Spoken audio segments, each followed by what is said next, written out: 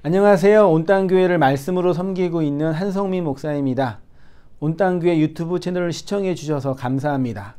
설교를 들으신 후에 좋아요와 구독을 꼭 눌러주시면 감사드리겠습니다. 온땅교회 말씀 사역에 큰 도움이 됩니다. 오늘도 말씀 안에서 평안하시고 즐거운 하루 되시길 바랍니다. 감사합니다. 구독과 좋아요를 꾹꾹 눌러주세요. 감사합니다. 오늘은 마가복음 58번째 시간으로요. 엘리 라바 사막단이라는 제목으로 말씀을 나눌게요. 사실 마가복음 강해라고 하기보다는 복음서에 흩어져 있는 예수님의 7마디 말씀, 소위 말해 이제 가상 7런이라는 7마디 말씀을 오늘부터 이제 7주 동안 살펴보고자 하는 마음이 들어가지고 오늘은 제 소위 1언이라고 하는 지난주에 잠깐 보았는데요. 오늘 성경 전체에서 이 말씀이 예수님의 이 이제 고백이 어떤 의미가 되는지를 한번 살펴보면서 하나님의 은혜를 나누도록 하겠습니다. 자, 오늘부터 사복음서에 기록되어 있는 가상 7언에 대해서 살펴볼게요. 7번째 7마디의 말씀이니까 첫 번째가 누가복음 23장 34절에 우리 첫 번째가 오늘 말씀이고요. 두 번째가 누가복음 23장 34절에 아버지 저들을 사하여 주옵소서 자기들이 하는 것을 알지 못합니다. 소위 말해 이제 용서의 말씀을 두 번째로 하셨고요. 그 다음에 세 번째 말씀은 이어서 내가 오늘 나와 함께 낙원에 있을 것이다 라는 말씀이고, 네 번째가 내가 목마르다 하시고, 그 다음에 마지막이 내 영혼을 아버지 손에 부탁합니다 라고 하시면서 총 7마디의 말씀을 하셨는데, 오늘은 첫 번째 말씀 엘리 라바 사박단이 라는 말씀으로 은혜를 나누도록 하겠습니다. 성경에는 유난히 7로 상징되는 다양한 사건들이 있잖아요.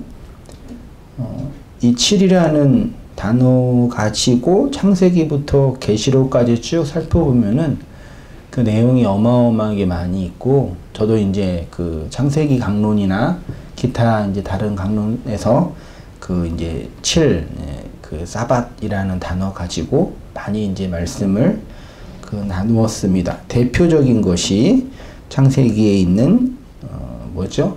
7째 날, 첫째, 둘째, 셋째, 넷째, 다섯, 여섯, 7째 날을 통해서 세상을 창조하신 이야기부터 시작해 가지고 계시록에 가면은 7 뭐가 있어요?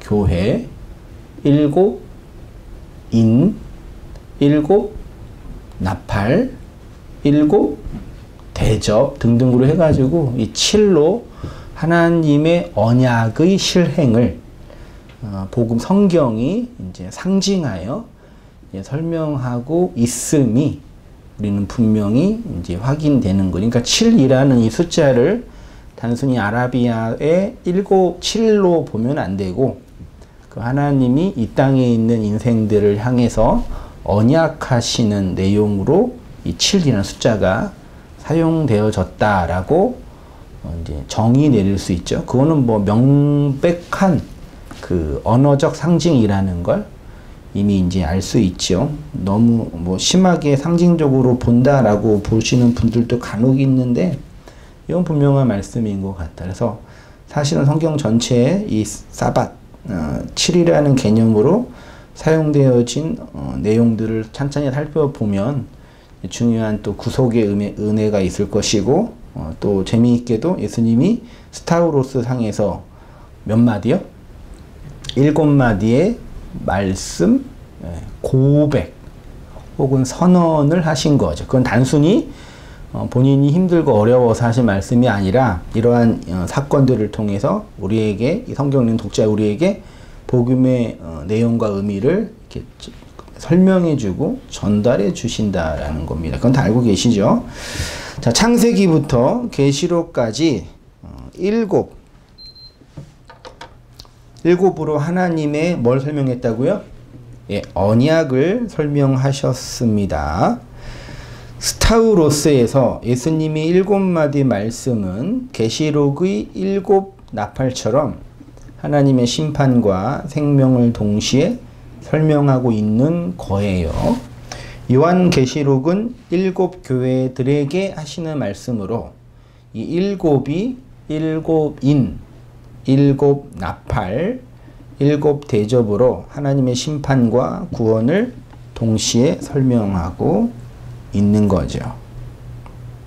이 7이 인을 떼는 것으로, 그 다음에 나팔을 부는 것으로, 그 다음에 대접을 붓는 것으로 계시록 12장부터 쭉 흘러 들어가죠. 그리고 맨 마지막에 7 대접의 마지막 대접이 부어지게 되면은 이 세상에 어떤 일이 일어나요? 바벨론 성이 무너지게 되는 거죠. 그러니까 그 나중에 18장쯤에 있는 바벨론 성의 무너짐은 7 대접이 다 부어지고 나서 무너지는 거예요. 말하자면 7 교회에게 하나님의 7 언약이 실행이 되면 이 땅에 있는 바벨론들이 무너지게 되고, 그 무너짐과 동시에 뭐가 세워져요? 하늘로부터 새 하늘과 새 땅이, 그리스도의 신부가 오롯이 세워지면서 이제 요한계시록이 끝나게 되는 이야기가 기록되는, 그러니까 요한계시록도 사실은 7으로 설명해야 할 내용인 거죠. 창세기도 7으로 설명해야 할 내용이고, 성경의 사건도 사실 7이라는 언약으로 설명해야 될 내용이고, 스타우로스 십자가도 7으로 설명해야 할 말씀인 거죠. 이렇게 예수님이 스타우로스에서 7마디 말씀을 하시면서 죽으셨다라는 것은 자신의 죽음으로 자신의 대접을 땅에 쏟아 부으심으로 말미암아 우리에게 하나님의 사랑을 성전 안에 있는 지성소의 내용으로 설명하고 계시는 거죠. 그것이 이제 바벨론의 무너짐과도 설명이 되는 거고, 예수님이 7마디의 말씀의 선언도 십자가에서 다 말로 쏟으신 거잖아요. 물과 피로 다 부으신 거잖아요. 그럼 뭐가 무너졌다고요? 바벨론이 무너진 것처럼 스타우로스의 상에 있는 우리의 옛 자아도 7마디 말씀으로 어떻게 되는 거예요? 무너지게 된다라는 거죠.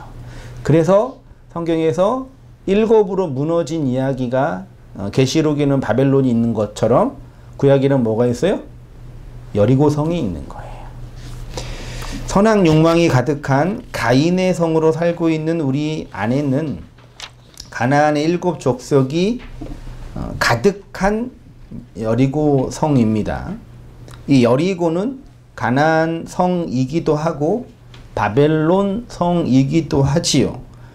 거기에는 7 귀신 들린 마리아들이 세상의 임금을 섬기며 살아가고 있는 현실인 거죠. 근데 이 여리고성이 어떻게 무너졌어요? 이스라엘 백성의 군사력으로요? 활로요?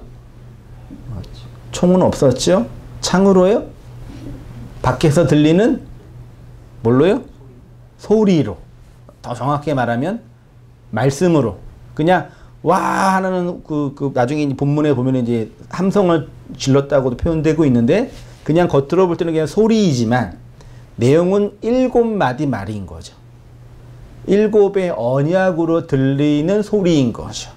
그것이 바벨론 성으로 설명되는 여리고 성을 밖에서 안으로 무너뜨리는 거죠.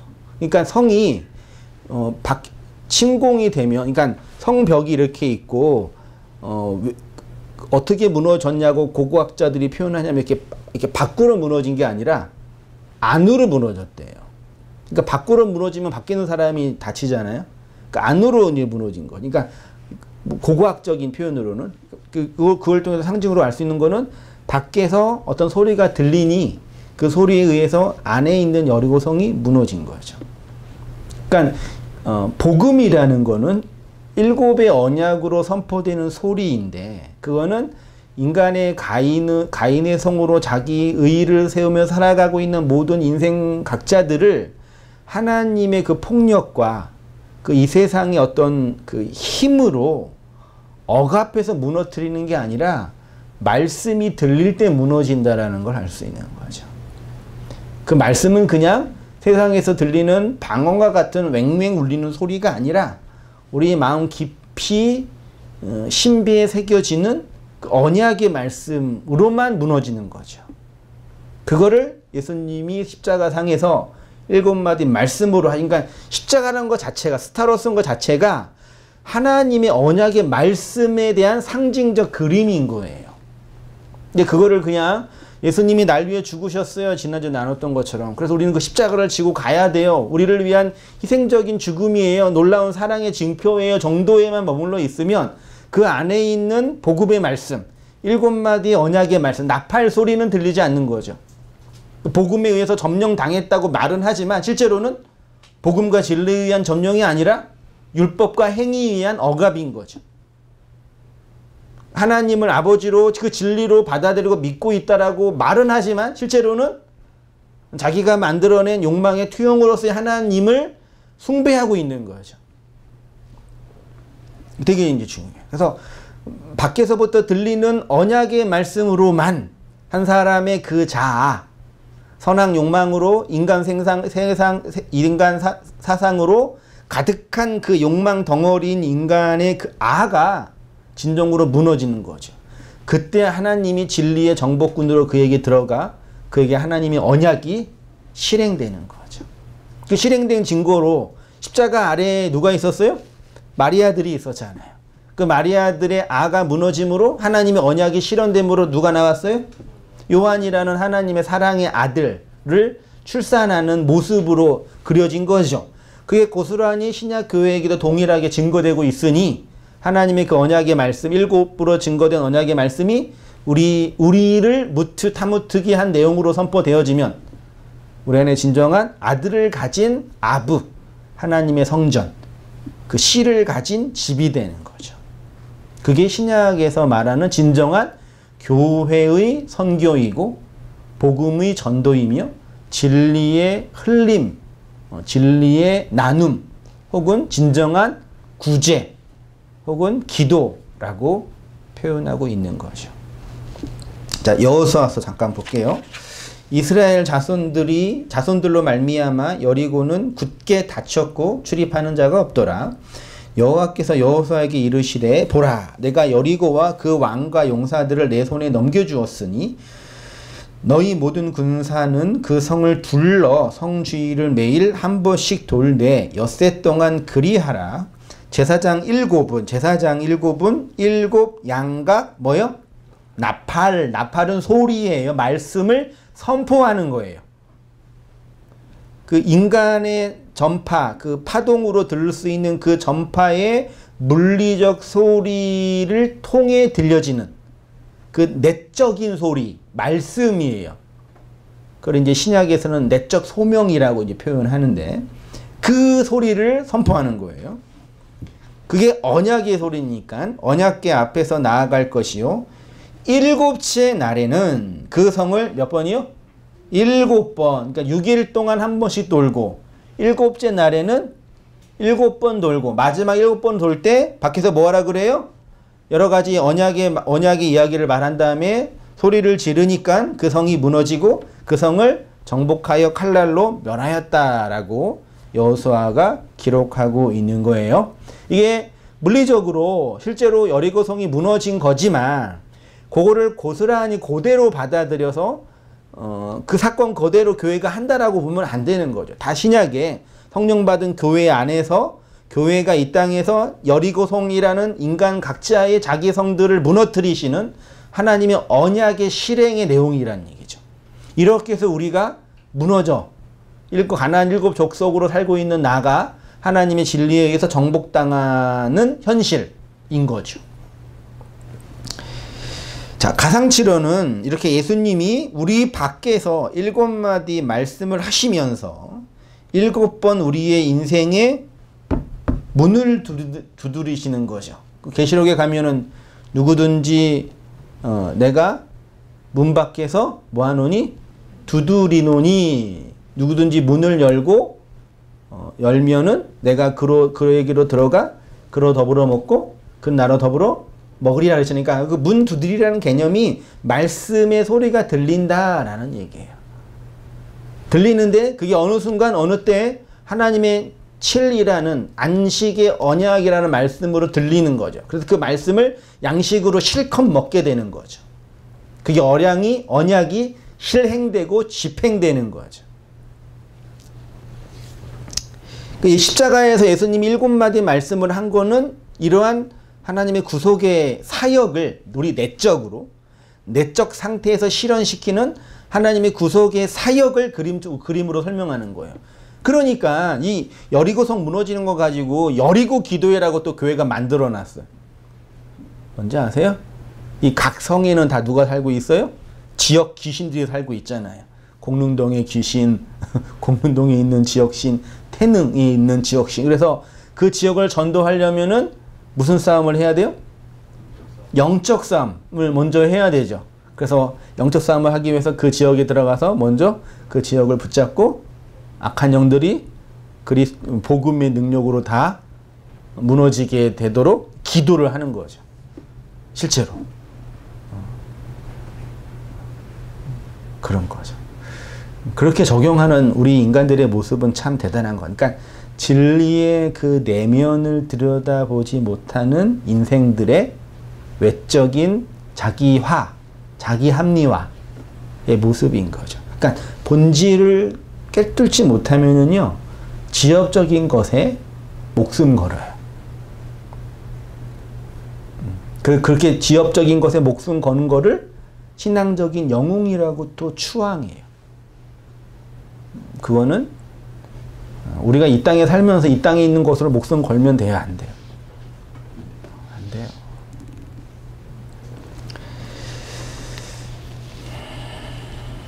제6시가 되매 온 땅에 어두움이 임하여 제9시까지 계속되더니 제9시에 예수께서 크게 소리질러 이르시되 엘리 엘리 라마 사박다니 하시니 이를 번역하면 나의 하나님 어찌하여 나를 버리셨나이까 하는 뜻. 이 느낌은 어떤 느낌이에요? 제9시니까 이제 그 12시부터 그러니까 6시부터 9시까지 어두움이 가득했다 그랬잖아요. 구름이 가득했다 그랬잖아요. 그리고 9시쯤에 예수님이 이제 거의 돌아가시는 어떤 직전의 모습이 나왔다고 했잖아요. 그때 이렇게 예수님이 그 고백하고 부르짖는 이 소리는 어떤 뉘앙스예요? 예수님의 마음을 한번 헤아려 본다면 인간적으로 어떤 느낌이에요? 흔히 복음서 영화를 보면은 뭐 패션 오브 크라이스트 같은 그런 걸 보면은 어떤 느낌이에요? 하나님으로부터 이렇게 버려진 상처받은 내가 뭘 잘못했다고 당신이 나를 이렇게 버리십니까? 라는 그런 애통의 고백처럼 보이죠. 그렇죠? 나 그렇게 버려질 만한 일을 안 당했는데 어떻게 나한테 이럴 수 있어요? 그만큼 인간의 죄가 극악무도하기 때문에 하나님이 그 예수를 보지 않으신 거다라고도 표현을 하지요. 근데 본문을 좀 더 깊이 보면은 이게 단순히 난 버려진 것에 대한 어떤 그 슬픔과 원통함을 뛰어넘는 뭐라 그럴까요? 하나님의 일하심과 하나님의 행위를 내적으로 받아들이고 있는 성자의 모습이에요. 이거는 시편 21편 다윗의 시를 그대로 인용한 건지 알고 계시죠? 하나님이여 내 하나님이여 어찌 나를 버리셨나이까? 어찌 나를 멀리하여 돕지 아니하시오며 내 신음소리를 듣지 아니하시나이까? 여기 근데 버리셨다라는 히브리어 단어가 헬라어로는 그러니까 엘리엘리 라바 사박다니는 아람어를 그냥 그대로 음역한 거예요. 이거는 근데 이거 히브리어로 보면은 아랍어랑 히브리어는 똑같아요. 사실은요.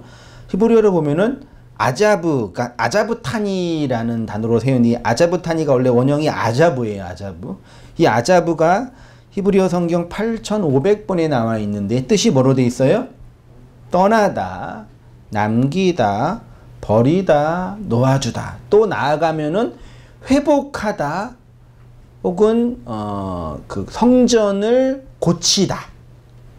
그러니까 떠나다, 버리다, 남기다라는 의미와 함께 회복하다, 고치다라는 의미도 이 아자부 안에 내포되어 있단 말이죠. 그러니까 예수님이 나를 왜 아자부 하셨습니까? 라는 얘기는 왜 나를 떠나 보내셨습니까? 왜 나를 이렇게 버렸습니까? 라는 의미죠. 그러면 하나님 성부의 입장에 성부가 성자를 아자부했다는 얘기는 어디론가 떠나 보낸 거예요. 어디론가 이렇게 버려둔 거예요. 어디론가 남겨둔 거예요. 마치 구약의 아세살 염소처럼 광야로 떠나보내는 것처럼 무엇인가를 위해서 떠나보낸 거죠. 단순히 예수를 인류를 위한 희생적 죽음의 양으로만 떠나보낸 것 정도가 아니라 그보다 더 뛰어넘는 관계를 회복하기 위한 언약의 도구로 아자부하신 거란 얘기예요. 그도 그럴 게 창세기 2장을 보면 이렇게 되어 있잖아요. 이러므로 남자가 부모를 뭐하며? 떠나. 이게 아자부예요.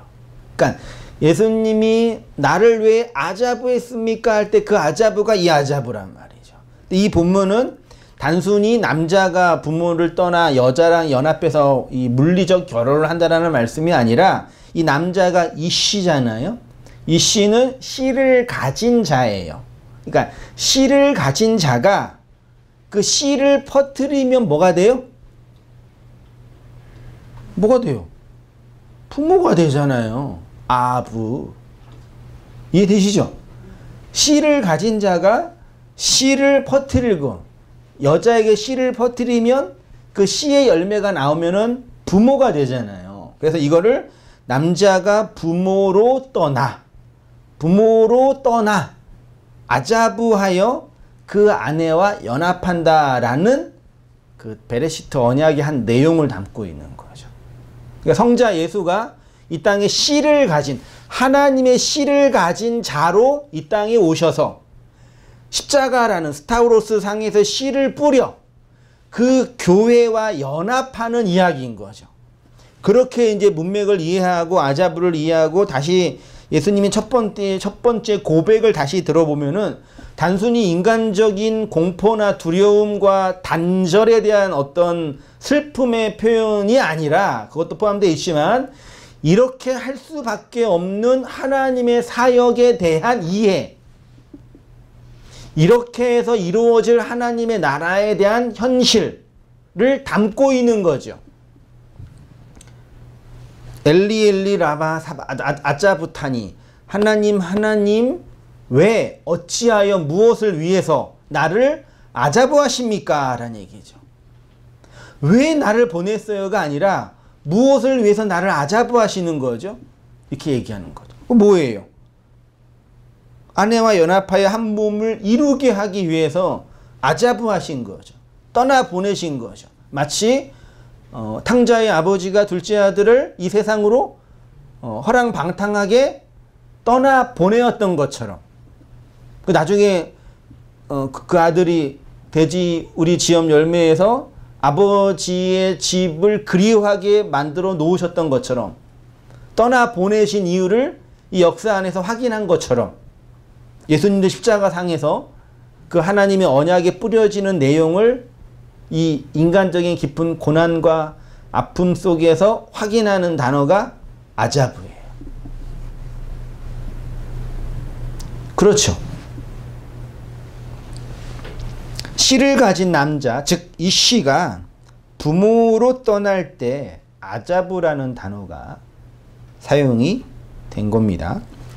예수님이 자신을 버렸다고 할 때 그 버림이 아자부인데 그 버림은 무엇을 위한 떠나보냄으로 사용된 거죠. 여기에서 성부 하나님과 성자 예수님과의 그 창세전 언약이 어떤 건지 그 관계 안에서 확인하셔야 돼요. 아셔야 돼요.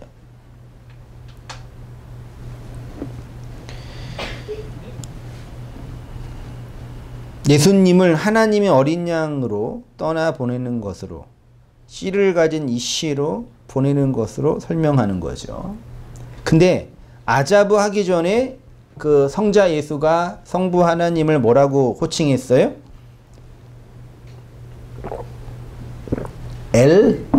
리예요. 엘은 하나님인 거 아시죠? 그 리는 나의 하나님이에요. 나의 하나님.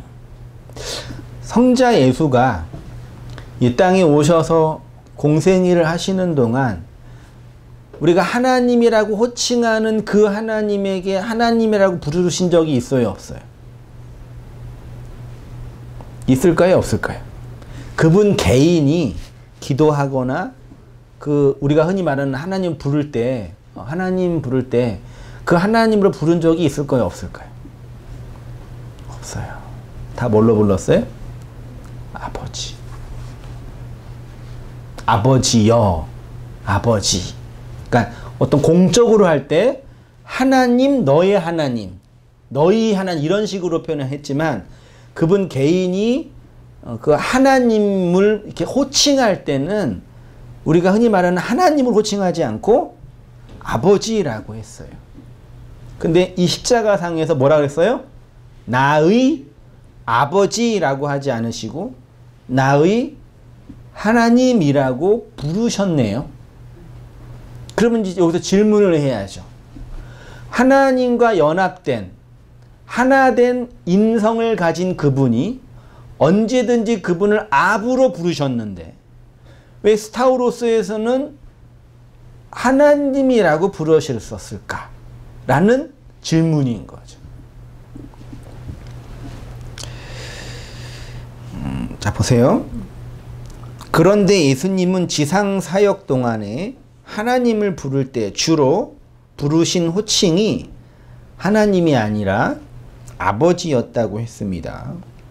사람들은 흔히 하나님이라는 이름으로 하나님을 부르고 있죠. 이해되시나요? 우리가 하나님이라고 부르는 그 하나님은 사실 그 하나님이 아니죠. 네? 그분을 우리가 하나님이라는 단어로 정의해서 부르고 있는데 실제로는 하나님이라고 부르면 안 되는 분을 하나님이라고 부르는 거잖아요. 이해 안 되시죠? 표지판이 있잖아요. 일로 가면은 서울이라는 표지판이 있어요. 그게 서울이에요? 서울이에요? 아니에요? 아니죠. 근데 서울을 표시하는 판이죠. 어떤 사람이 그걸 보면서 서울이다 할 때 우리는 그게 서울이 아니라는 거 알고 있잖아요. 그렇죠? 하나님이라는 호칭이 우리에게 그런 세메이온이에요. 사실은 그 하나님은 하나님으로 부를 수 없는 거예요. 그래서 실제로 구약에서는 하나님이라고 못 불렀잖아요. 인간의 문자와 글로 담을 수 없다라는 걸 서기관들이 알았단 말이에요. 어쩔 수 없이 정의를 내려야 하니까 그냥 엘 샤다이, 엘로임, 아도나이 등등이라는 단어로 표시한 거예요. 그게 호칭이에요. 그래서 신약에 들어가면 신론을 배울 때 제일 먼저 뭘 배워요? 하나님의 이름을 배워요. 근데 재미있게도 아버지는 이름이 아니라 뭐예요? 관계와 존재라니까요. 이걸 기억하셔야 돼요. 그러니까 엘로힘의 하나님, 여호와의 하나님, 엘샤다의 하나님은 각각의 어떤 사역을 위해서 그 당시에 특별하게 나타난 어떤 하나님의 세메온이거든요. 이 모든 걸 통합하여 호칭을 뛰어넘는 관계와 상태를 만드는 호칭을 하나님이 주셨는데 그게 아부예요. 아부. 히브리어 맨 처음 나오는 단어 아부. 우리가 그걸 뭘로 불러요? 아버지, 전 세계 모든 인류가 다 공통적으로 아부를 다 아버지로 불러요. 그리고 그 아부를 하나님과의 관계 혹은 내적인 상태라고 말해요. 그래서 신약이 오면은 하나님을 아부로 부르는, 그래서 하나님의 언약을, 씨를 내용으로 받은 교회를 하나님의 집, 그리스도의 몸, 씨를 가진 누구의 상태? 아버지의 상태라고 해요. 이거는 교회인 내가 하나님을 어떤 거라고 호칭하는 차원을 넘어서는 뭐예요? 관계와 내적인 상태의 개념이에요. 이해되세요? 안 되셔요? 중요해요. 그러니까 하나님, 나의 하나님 이거 들어주세요라는 그 호칭을 뛰어넘는 관계와 내적인 아들 가진, 씨를 가진 교회의 상태가 되지 않으면 내가 그 하나님을 부른다는 얘기는 뭐예요? 하나님을 내 밖에 대상화하는 거예요. 그게 뭐예요? 사탄이에요. 그게 대적자예요.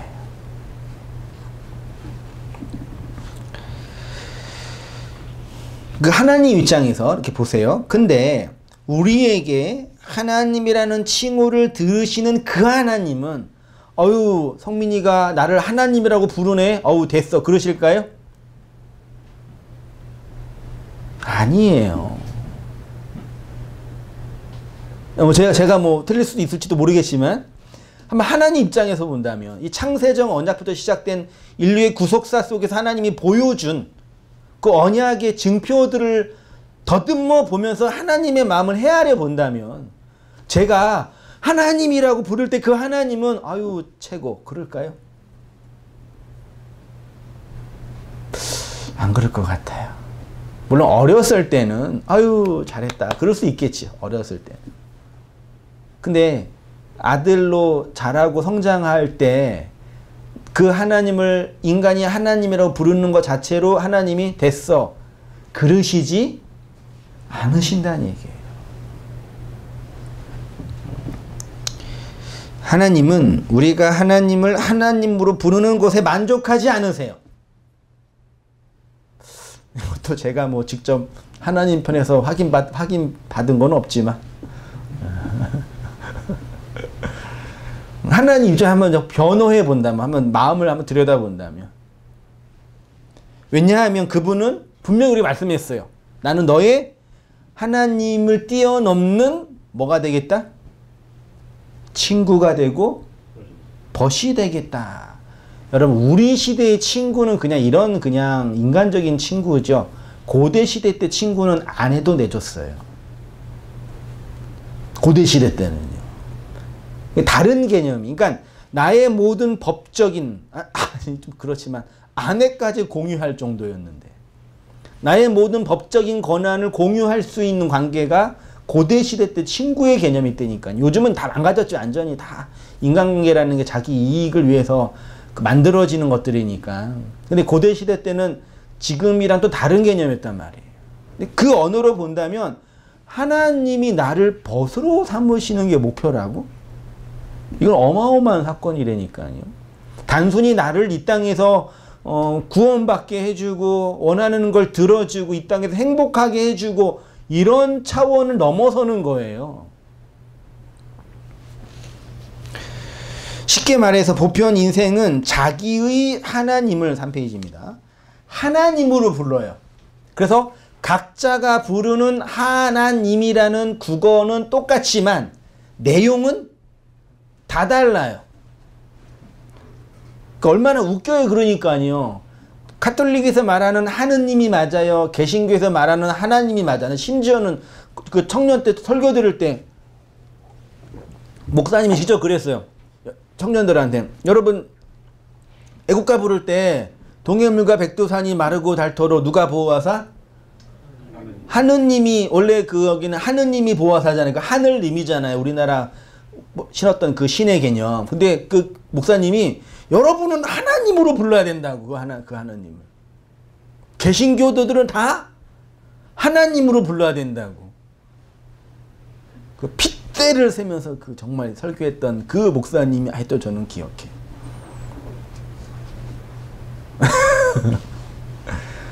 그때는 되게 중요한 거라. 그래서 나 혼자 다 부를 때 다 하느님이 뭐 나면 하나님이 뭐 크게 소리만 했다고. 참 별거에 다 목숨 걸면 사라져. 그것뿐이 안 되는 거예요. 아니 우리가 믿고 그 아버지라는 존재와 상태로 된 그분을 인간이 만들어낸 호칭으로 부르는 게 무슨 의미가 있겠어요? 근데 하나님은 이 구속사를 통해서 우리의 벗이 되고 싶어 하십니다. 흔히 말해 하나님을 어떤 호칭으로 부르냐보다 더 중요한 거는 그분과의 뭐요? 관계. 그 관계보다 더 중요한 거는 나의 존재적 상태. 그러니까 보세요. 내가 하나님을 하나님으로 부르는 것과 그래서 그 하나님과의 좋은 관계를 맺는 것과를 뛰어넘는 게 그 하나님의 시, 언약, 1급으로 표현된 그 말씀을 담는 거는 이 모든 호칭과 관계를 뛰어넘는 약속인 거예요. 내가 그 하나님을 하나님이라고 부르는 그 호칭과 어떻게든 하나님께 잘 보여가지고 좋은 일을 많이 해서 좋은 관계를 맺는 것을 뛰어넘는 거는 그분의 언약과 시와 말씀을 내 인생 속으로 담아 열매를 맺는 것이 더 중요하다는 얘기니까요. 그러니까 쉽게 말해서 내가 그 언약에 의해서 어떠한 존재와 구원의 상태로 있느냐가 절대적인 거예요. 아니 닦아놓고 하나님 나 좀 구원해 주세요 라는 개념은 나는 여전히 그분 밖에서 그분의 도움이 절실히 필요한 그분과의 관계적 타자의 개념이라니까요.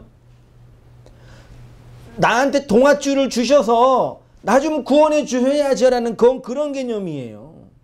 근데 아브라함이 아브라함이 되고 야곱이 이스라엘이 되는 그 스타로스를 통해서 관계가 회복된 걸 뛰어넘는 건 그 하나님의 아브라함 호흡을 받은 존재는 좀 더 심각하게 말하면 또 다른 하나님들이 된 거예요. 그 하나님의 능력을 동일하게 받은 자가 아니라 그 상태와 관계에서 그렇게 보신다고요.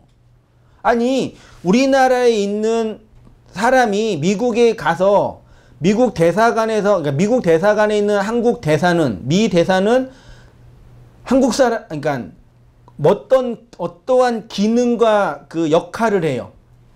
대한민국의 기능과 역할을 하잖아요. 그래서 미국에 가서도 한국 대사관은 그 누구 땅이에요? 한국 땅이 한국 영토로 되어 있잖아요. 그냥 그거는 그냥 한국으로 보는 거예요. 그냥 떨어져 있는 조그만 그냥 그 집인데 법적으로 이해되시죠? 그러니까 우리가 하나님의 그 내적 영토가 되면 떨어져 있는 별볼일 없는 그 존재인데 그 하나님의 영토 하나님으로 보는 거라니까요. 하나님과 나와 세상이요. 그게 벗의 개념이에요. 그러니까 이 땅에 하나님의 언약을 두셨다는 얘기는 그 교회를 두셨다는 거예요. 머리를 둔 집인 교회를 두셨다는 거예요. 이걸 몰라요. 알려고 하지도 않아요. 그 알미 진행되는 과정에서의 내적인 죽음의 현실이 뭔지도 몰라. 아니 죽기 싫어. 그 얘기는 무슨 뜻이에요? 반대로 말하면 어떤 도덕적인 열심이나 어떤 종교적인 헌신을 덜 한다는 개념이 아니라 나는 여전히 누구나라 내 나라로, 내 영토로 여기에서 버티겠다라는 아집과 고집이라니까요. 그걸 하나님이 뭐라 그래? 죄, 반역이라고 하는 거예요.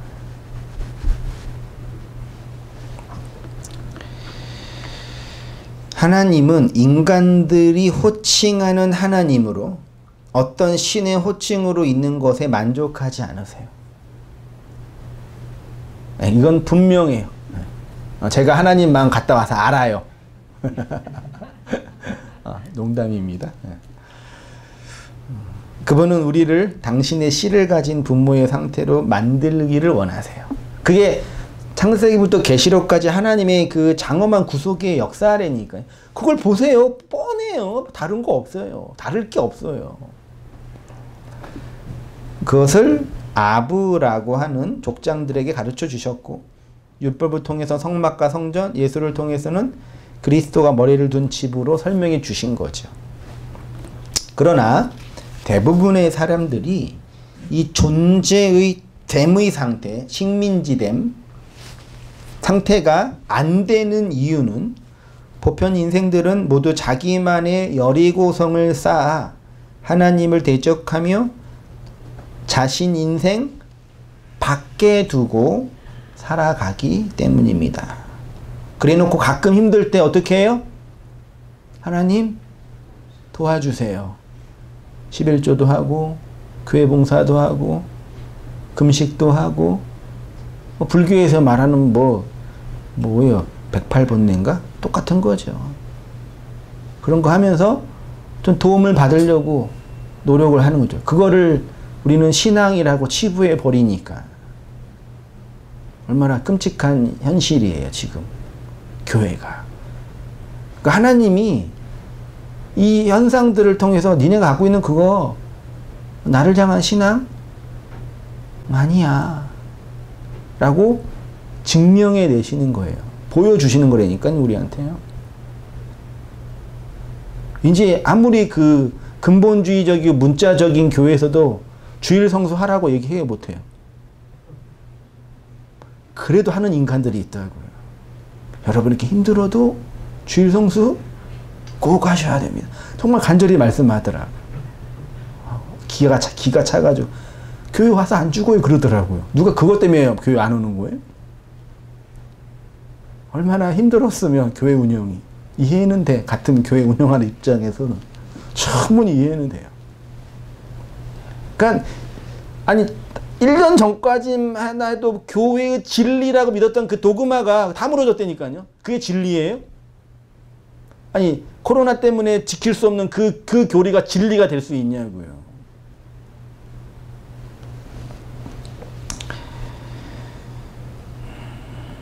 하나님을 자기밖에 하나님을 만들어 놓고 모시고 있는 인생들의 그 발가벗겨짐들이에요. 더 심하게 드러날 거예요. 그냥 단순히 교회가 운영이 안 되고 목사가 뭐 이런 문제가 아니에요.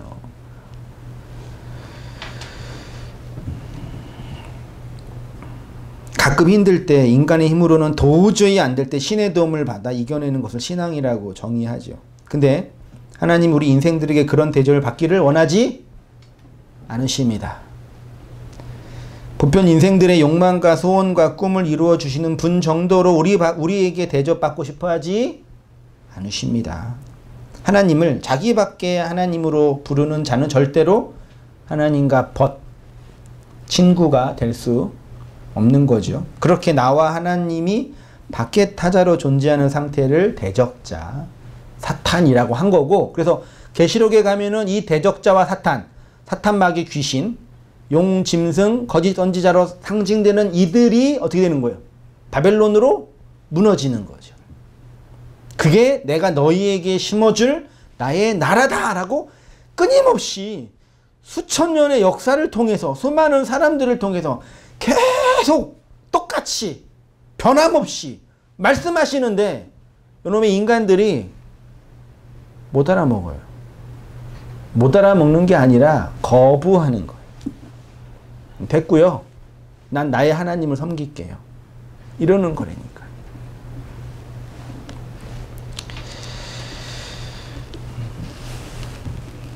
이 대적의 개념을 완전히 허물어 버리는 것이 뭐라고요? 십자가, 스타우로스라니까. 그래서 스타우로스가 하나님의 모든 구속사의 가장 중심에 우뚝 서 있는 거예요.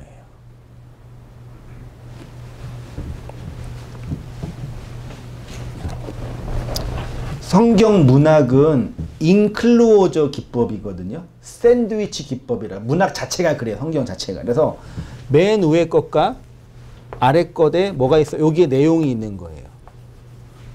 그래서 앞에 시작, 뒤에 시작. 그러니까 위에서 내려오고 밑에서 올라가서 요거를 보는 거예요. 이게 뭐라고요?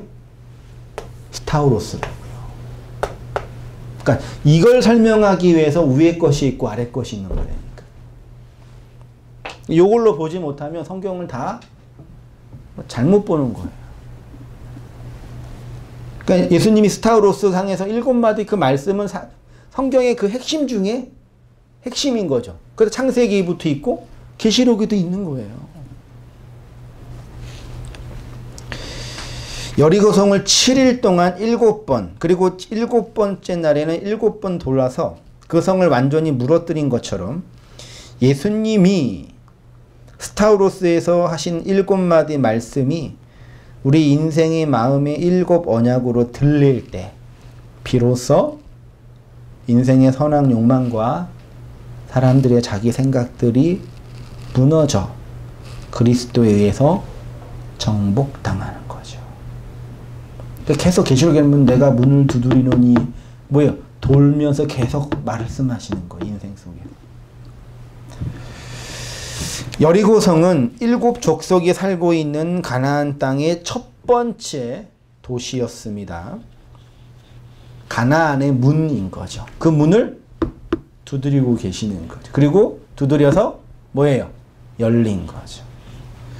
내 하나님 여호와께서 너를 인도하사 내가 가서 차지할 땅으로 들이시고 내 앞에서 여러 모든 민족, 헷 족속과 기르가스 족속과 아모리 족속과 가나안 족속과 브리스 족속과 히위 족속과 여부스 족속, 곧 나보다 많고 힘이 센 7 족속을 쫓아내실 때에 이 7 족속이 복음서에 와서는 뭘로 설명됐냐면 7 귀신 들린 마리아, 그 마리아가 마르다잖아요. 그 마라잖아요. 쓴 여자로 설명된 거예요. 그래서 그 마리아가 어디에 서요? 십자가 아래 서는 거예요. 7이라는 땅의 언약으로 꽁꽁 묶여있는 인생들의 모습이 가나안 7 족속들이고요. 요 7 귀신 들려있는 막달라 마리아인 겁니다. 이 막달라 마리아 같은 우리가 땅의 귀신으로부터 노임을 받고 그리스도라는 진짜 씨를 받는 그곳이 스타우로스의 십자가입니다. 그래서 이 스타우로스에서 예수님이 하신 첫 번째 말씀이 엘리 엘리 라바 사박다니 인 거죠. 하나님을 엘로 자신의 상태를 사박다니라고 고백했잖아요. 이 고백은 단순히 하나님으로부터 물리적으로 버림을 당한 인생에 상처 있는 고백이 아니라 아자브라는 창세기의 단어를 그대로 사용하시면서 이 아래의 세상에 진짜 부모, 다시 말해 교회에게 그 씨를 건네주기 위한 보내심으로서의 아자브라는 얘기예요. 하나님을 자기밖에 대상으로 부르고 있는 인생들에게 하나님의 벗이 되고 친구가 되게 하기 위해서 이 땅으로 아자브 하신 것을 첫 번째 말씀에서 선포하고 계시는 거죠. 십자가가 그 말을 하고 있다. 엘리 엘리 라바 사박다니는 이렇게 하나님을 대상으로 두고 있는 보편 인생들이 욕망과 생각들을 함께 묶어 서로 죽은 언약인 거죠. 그래서 하나님도 달리고 인간도 달린 거예요. 내 밖에 하나님으로서의 너가 나와 함께 달려 죽은 곳이 스타우로스예요. 그래서 하나님 입장에서는 누구를 위하여 죽은 거예요? 친구를 위하여 죽은 거예요. 이 세상에서 가장 아름다운 사랑이 뭐라 그랬어요? 친구를 위하여 목숨을 버리는 거. 이번에 그 우리나라 그 스튜디오 드래곤인가 어딘가에서 넷플릭스에서 스위트 홈이라는 좀비 영화가 전 세계 1등을 했잖아요. 모르세요? 거기에서 이제 한 그 멋있는 그 기독교 신자가 영웅으로 나오는데 그 좀비랑 싸우면서 이 말씀을 해요. 사람이 친구를 위하여 자기 목숨을 버리면 이보다 더 큰 사랑이 없나니. 너희는 내가 명하는 대로 행하면 나의 친구다. 그리고 장렬히 죽어요. 그 많은 사람들이 그거 보면서 멋있다 그러죠. 인간은 다른 사람을 위해서 죽을 수 없어요. 이미 그거는 존재적으로 입증이, 그러니까 심리적으로 인간의 내적인 존재 상태로 확정이 됐어요. 그 말씀이 아니에요.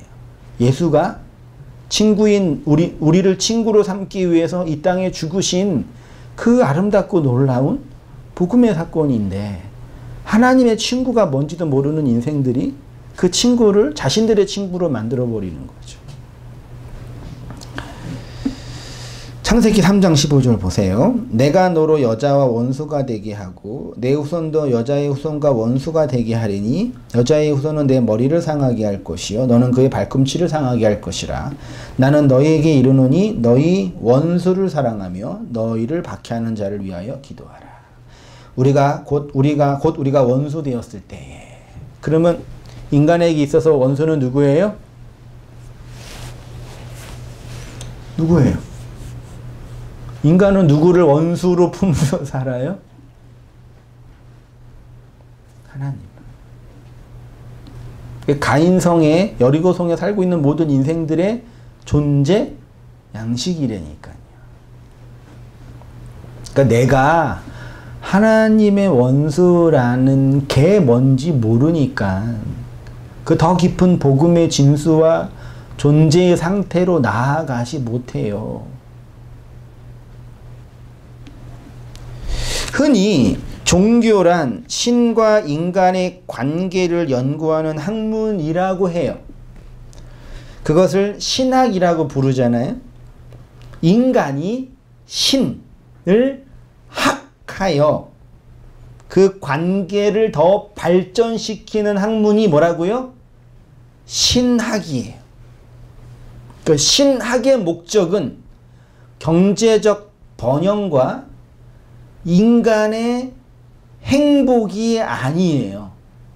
원래 신학자들이 정의한 신학의 목표는 하나님을 배워서 그 배움으로 관계를 회복하는 게 전제예요. 근데 사람들은 그 신학을 통해서 자신들의 인간적 삶을 어떤 식으로든 더 윤택하게 하려고 만들어요. 지금도 미얀마의 군부 때문에 많은 사람들이 죽어가고 있는데, 우리나라도 그 한참 그 민주화 운동할 때 수많은 사람들이 죽어갔잖아요. 고문도 당하고. 그때 한 젊은 신부님이 그 군부의 무서운 폭력 앞에 굴하지 않고 의젓하게 대하는 모습을 한 분이 봤대. 자신은 그 폭력의 두려움과 살해의 두려움 속에 벌벌 떨고 있는데, 그 신부님은 그렇게 능력을 가지고 그 힘 있는 군부랑 싸우고 있는 거라. 그걸 보더니 그 젊은이가 어떤 생각이 든 거예요? 나는 힘이 없는데, 이렇게 나는 이렇게 비겁하게 숨고 있는데 저 신부님은 저렇게 용감하게 싸우시네? 나랑 다른 게 뭐지? 저분은 신을 믿고 있네. 그러면 신을 믿으면 이렇게 나도 용감해질 수 있을까? 라고 생각을 했대요. 그리고 나중에 그분한테 가가지고, 신부님, 나도 하나님 믿고 싶습니다. 그랬대요. 근데 신부님이 뭐라 그래요? 왜 믿고 싶은데? 그러니까 이렇게 해서 하니까 신부님처럼 그런 용감한 자가 되고 싶어요. 그러니까 신부님이 뭐라 그래요? 그게 목적이라면 믿지 마. 왜요? 나 용감하지 않아. 이해되시나요? 그러니까 인간은 어떤 식으로든 그게 돈은 아주 그냥 아주 근본적인 차원의 문제고 아주 하차원의 문제고 돈을 벌기 위해서 건강을 위해서 어떤 관계 회복을 위해 등등의 자기만의 목표를 성취하기 위해서 그 종교를 그 신을 이용해 먹는 거예요. 근본은 그거라니까요. 그게 도덕적으로 문제가 있다 그러면 안 된다라고 아니라 인간은 그렇게 시작할 수밖에 없어요. 그렇게 시작하지 않을 수가 없단 말이에요. 그렇게 시작하더라도 그 신의 학문을 관계와 상태로 배우면 내가 하나님과 근본적으로 원수이구나를 알아가면서 그게 전환이 되는 거죠. 발전이 되고. 그래서 예수님이 이 땅에 오셔서 우리에게 원수를 사랑하라고 하신 거예요. 근데 인간이 자기의 원수로서 하나님을 사랑할 수 없으니까 하나님이 나와 함께 십자가에서 죽으신 거죠. 그것이 벗됨을 위하여 친구를 위하여 죽는 위대한 죽음이에요. 하나님의 위대한 죽음. 이 아자부의 뜻 안에 회복하다, 성전을 수리하는 뜻도 있는 것이 때문인 거죠. 하나님과 우리와의 관계를 회복하고 성전인 우리를 수리하는 그 자리에 아자부의 자리로 떠나보내는 것을 의미하는 거죠. 요한복음 19장 23절 보세요. 군인들이 예수를 십자가에 못 박고 그의 옷을 취하여 몇 기수로요?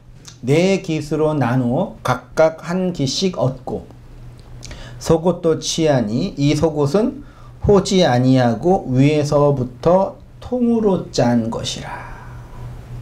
그러니까 여기서 이제 마지막에 다룰 건 뭐냐면요. 그러면 인간이 하나님을 하나님으로 부를 수밖에 없는 인간의 절망적 상태의 모습과 그 뒤에서 하나님이 하나님으로 부르는 인간에게 그 부름을 뛰어넘는 관계와 상태로 바꾸시는 하나님의 일하심의 그 차이가 어떻게 우리 안에서 일어나냐를 보는 거예요. 네, 중요합니다. 스타우로스에서 군인들이 예수님의 옷을 4조각으로 나누어 가져갔네요. 다른 말로 옷을 4개의 조각으로 군인으로 살고 있는 우리는 우리에게 건네주셨다라는 말씀인 거죠. 그래서 4개의 복음, 4개의 강이 있는 거예요. 그래서 모든 인생들은 하나님의 말씀을 4개의 조각으로 받아요. 네. 통으로 못 받아요. 그런데 그렇게 4개의 조각난 말씀으로 받으면 그게 뭐라고요? 율법의 부스러기라고 하는 거예요. 소위 철학에서는 진리의 편린이라는 게 있어요. 이 편린이 조각조각, 파편을 의미하거든요. 그러니까 진리라는 건 철학에서도 그래요. 진리라는 건 그 원형, 플라톤에만 그 이데아라는 그 원형의 진리의 개념은 있어요. 근데 인간이 그 이데아를 바라볼 때 그 전체 통으로 바라보지 못하고 그 진리의 편린 한 부분만 취할 수밖에 없는 구조를 가지고 있다 얘기예요. 그래서 망각의 강을 건너야지만 이데아에 도달한다고 플라톤도 얘기한 거예요.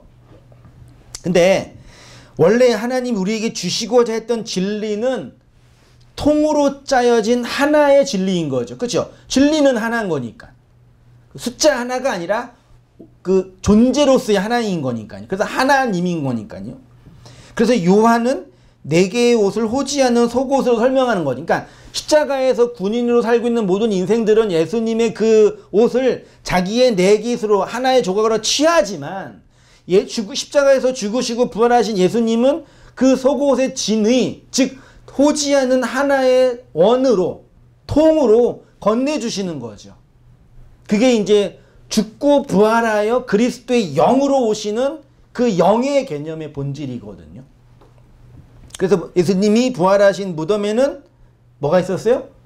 세마포 속옷이 있었던 거죠. 우리는 이 율법의 세상에서 하나님의 말씀을 흩어진 파편으로 취할 수밖에 없습니다. 이거는 그럴 수밖에 없는 거예요. 그래서 그 파편들을 가지고 사실을 받아들이고 받아들인 사실을 기억하고 기억한 사실을 해석해요. 그래서 객관적인 사실을 진리의 기준으로 삼는 것이 아니라 내가 취하여 저장한 나의 기억과 해석을 진리의 기준으로 삼아요. 크리스토퍼 놀란의 메멘토라는 영화가 있습니다. 내용은 간단해요. 단기 기억 상실증에 걸린 한 남자의 이야기예요. 10분 전의 사건을 기억 못해요. 되게 재미있거든요. 그래서 10분 전의 사건을 기억 못하니까 10분 전에 일어난 사건을 자기 몸에다 문신으로 새기고 사진을 찍어서 메모를 해요. 이 사람이 나쁜 사람인지 좋은 사람인지 지금 내가 판단할 수 있는데 10분 지나면 모르잖아요. 그래서 어떻게 해요? 이 사람을 사진을 딱 찍어놓고 이 사람은 나쁜 사람에게 써요. 10분 지났죠. 그러면 내가 사진을 보면서 이 사람을 보면서 이 사람 어떤 사람이에요? 나쁜 사람으로 인식을 하는 거예요. 그렇게 돼요. 그렇게 하다가 자신이 어떤 메모를 썼냐면 사진을 찍고 어떤 메모를 쓰냐면 이 사람을 죽여라 라고 쓴 거예요. 나쁜 사람으로 인식을 한 거죠. 그리고 실제로 그 사람을 죽여요. 물론 나중에 다른 이야기 많이 있지만요. 근데 문제는 그 10분 전에 그 사진으로 찍은 그 기억은 누구의 해석이에요? 사람들이 야, 이 사람 나쁜 사람이라고 얘기했겠지만 그 누구의 해석인 거예요? 그 사람의 해석인 거예요.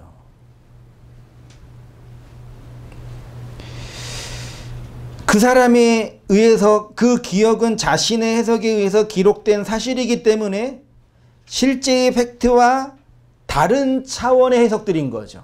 그러니까 여러분 실제로 이게 뭐 그 철학적인 개념이지만 실제로 존재하는 사실이 있어요, 없어요? 이벤트가 발생해요, 안 해요?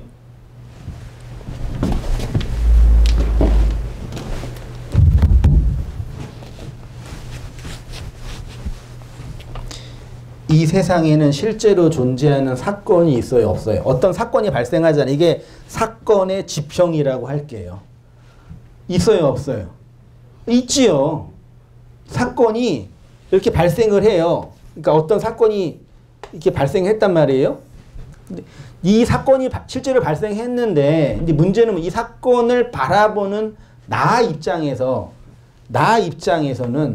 이 사건을 어떻게 보고 어떻게 기억하고 어떻게 해석할까요?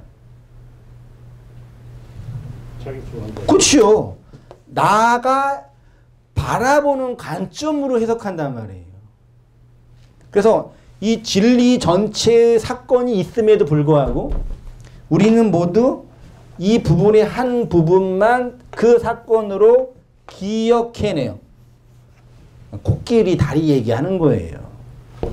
그러니까 이거는 있어요, 없어요? 객관적으로. 있는데 사건의 지평 속에 있는데 실제로 나에게는 있는 건 뭐예요? 이거예요, 이거예요. 이거란 말이에요. 이거를 기억하고 이 기억에 의해서 해석해요. 해석하면 여기서 뭐가 나와요? 행위가 나와요. 그러니까 우리가 철학적인 개념이지만, 그러니까 이 진리의 파편들을 계속 자기 것으로 만들어서 요거를 종합하죠. 그러면 이것과 다른 사건이 돼요. 그래서 원래는 좋은 사람인데 자기가 상처받은 어떤 사건 때문에 이 사건을, 이 사람을 나쁜 사람으로 정죄하는 거예요. 그래서 죽여요.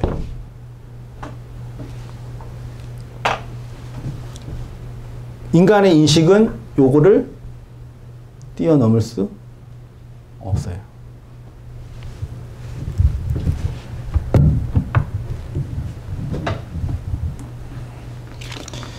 근데 문제는 그 기억은 자신의 해석에 의해서 기록된 사실이기 때문에 실제의 팩트와 다른 차원의 자기 해석들이지. 그래서 몇 분 전에 찍은 폴라로이드 사진의 기록을 보면서 사람을 죽여요.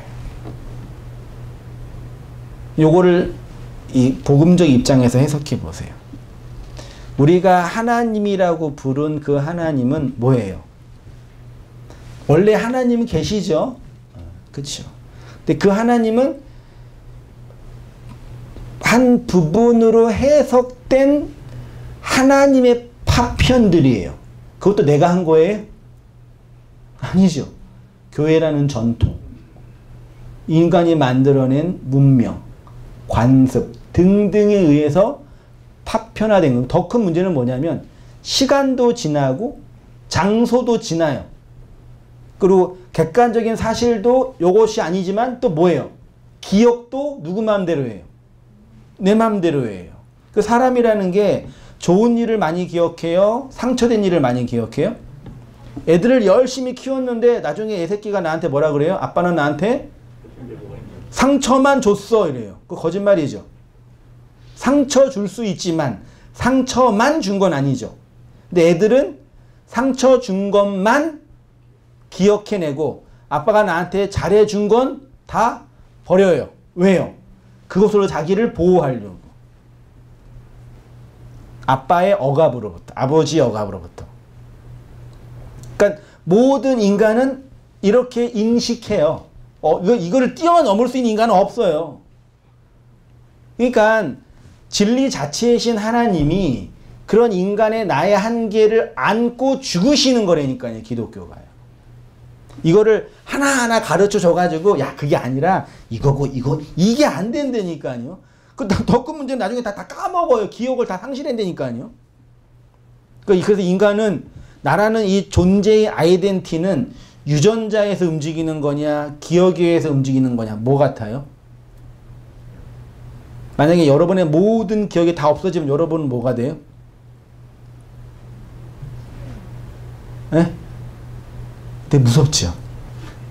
그래서 구약에 가면은 계속 하나님이 이스라엘 백성에게 뭐라 그래요? 기억하라, 기억하라, 까먹지 마라 얘들아 그러는 거예요. 그러니까 유전자는 생물학적인 개념인데 이 기억은 존재적인 개념이라니까요. 이 기억 장치가 그래서 중요해요. 왜냐하면 이 기억에서 또 해석이 나오거든요. 근데 해석은 또 자기 멋대로 해요. 멋대로라는 얘기가 부정적인 의미가 아니라 자기 것으로 해석한단 말이에요. 우리는 모두 단기 기억 상실증에 걸린 사람이에요. 그래서 자기에게 유리한 것만을 기억하며 그 기억이 객관적인 사실이라고 확신하며 살아가요. 그러나 진리 입장에서 보면은 모두 율법의 편린들을 가지고 적당하게 끼워 맞추면서 해석한 사실들일 뿐이에요. 그래서 교회는 스타우로스라는 하나님의 사실과 하나님의 기억 장치를 통해서 하나님의 구속과 은혜의 사랑을 배우며 살아가도록 교회를 이끄시는 거예요. 이거는 객관적인 사실이고 성령이 그 영이 그것들을 기억해내고 조명하신다고 말씀하십니다. 그래서 우리가 죽고 하나님이 나라라는 그 완성된 그것이 실현될 때는 다 자기들만의 기억장치가 있음에도 불구하고 다 자기들만의 사실을 판단하는 해석장치가 있음에도 불구하고 뭐는 오롯이 드러나요? 그리스도의 그 스타우로스로 기억된 그 은혜의 장치는 오롯이 드러나는 거예요. 그것으로 구원받는 거라니까요. 그것으로만 구원받아요. 그것으로만 언약을 가진, 씨를 가진 그 몸이 되는 거예요. 하나님이 이 스타우로스를 통해서 그리스도의 영을 그의 머리인 교회에게 건네주셨습니다. 예수님의 죽음 부활을 통해 교회가 건네받은 말씀은 진리의 파편들로 찢어진 율법의 조각들이 아니라 그리스도의 영으로 통으로 짜여진 진리에 오신 거예요. 그러니까 여러분, 이 세상에서 어떤 인간의 신념이나 철학이나 심지어 신학 사상이나 이런 것에 목숨 걸면 돼요, 안 돼요? 돼요, 안 돼요? 안 돼요. 왜요? 파편들이라니까요. 그때는 그게 전부라고 믿을 수 있는데 그게 전부가 아니에요. 그래서 사람들이 그러니까 긍정적인 부분에서 그렇지만 왜 자살해요? 심지어 물론 병적인 이유도 있지만 그 병도 해석학적인 문제거든요. 사실은요. 뭐예요? 내가 처해 있는 이 사실은 절망이잖아요. 요 파편들은요. 요것만 볼 때는 진짜 절망이에요.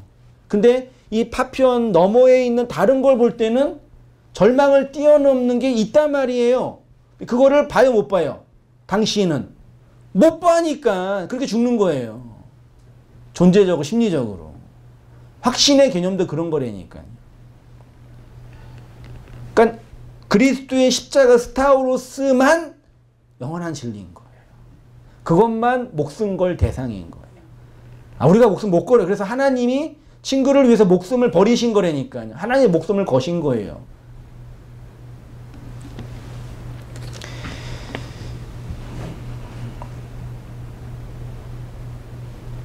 예수님의 죽음 부활을 통해 교회가 건네받은 말씀은 진리의 파편들로 찢어진 율법의 조각들이 아니라 그리스도의 영으로 통으로 짜여진 진리의 옷이에요.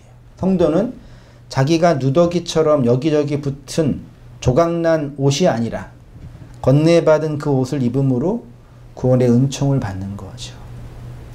사도들이 교회를 향하여 진리의 편린들을 취하여 그것들을 연구하고 그것들을 자기 것으로 붙이라고 하지 않고 뭐라 그랬어요? 그리스도로 뭐하라? 이게 놀라운 거죠, 사실은. 이런 주옥 같은 사도들의 이 말은 기억 못하고 맨날 인간들의 철학과 자기에게 맞는 구미를 맞춰놓고 만들어 버리니 너무나 끔찍한 일이에요. 이제 교회가요, 우리나라 뭐 조선시대 말기나 일제시대나 산업화 시대 때 이루어 나왔던 교회의 헤게모니들이 있었잖아요. 뭐 선교, 의료, 뭐 인간관계, 구제, 복지 이런 거 다 누가 해요 이제? 교회보다 더 잘하는 누가 있어요? 국가가 있잖아요. 교회만 할 수 있는 것이 교회에게 없었으니까 이제 교회가 교회로서의 그 존재적 상태가 상실되는 거예요. 원래부터 아닌 거였지 사실은. 이제 구제는 교회보다 국가가 더 잘하죠. 그렇죠? 아동교육. 예. 옛날에는 우리나라 대학교도 다 교회들이 만들고 병원도 다 교회들이 만들었잖아요. 그게 아주 남아있잖아요. 근데 지금은 다 국가로 다 들어갔잖아요, 이제. 대부분 다. 이제 교회는, 그 교회가 하는 건 유일하게 이것뿐이 없는 거예요. 그리스도로 옷 입혀지는 그 진리 자체. 그거를 버렸으니 뭐가 남겠어요, 결국. 화려한 건물도, 큰 건물도 운영 안 되면 다 팔릴 거고, 다 경매로 넘어갈 거고. 그 힘들게 쌓은 그 신학 학문과 박사 학위도 가르쳐줄 학생이 없는데 그게 무슨 의미가 있어요?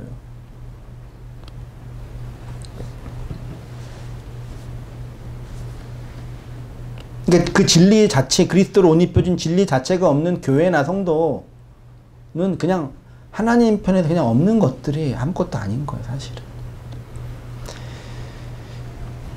그래서 성경은 진리의 편린들을, 율법의 조각들을 취하라라고 하지 않고 그리스도로 옷 입어라.